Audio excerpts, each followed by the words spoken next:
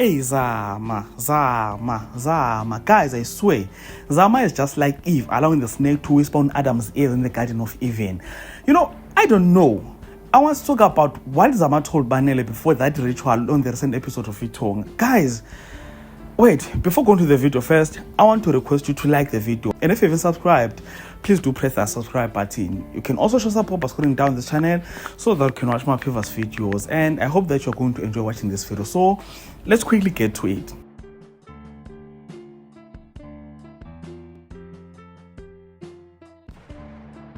Apparently, Banele is still alive and kicking. He didn't go anywhere. And I'm here wondering, what did Zama tell Banele that made him to change his mind just like that?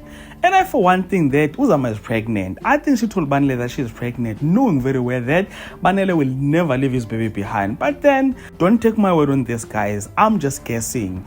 We'll learn more on that as more episodes air.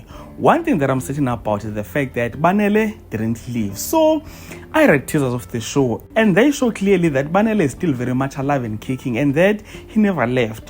One thing that I'm not sure about is Sanele's whereabouts. But by the look of things, Sanele and Banele made some sort of arrangement behind Mbongani's back. And if you have watched the latest episode of Itonga, you saw this. And this is after the ritual.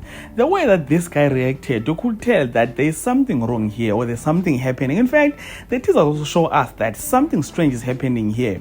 Even the fact that they didn't show us the conversation between Zama and Banele, those are all the signs that kukhona okushaya amanzi la. And I can't wait to find out what did Zama really tell Banele. So guys, comment in the comment section, share your thoughts about this topic, and if you enjoyed content here on this video, please do like the video, subscribe to the channel if you're subscribed, and share this video on your Facebook, your Twitter, Instagram, even on your TikTok. And thank you so much for watching. Let's engage again on the next video.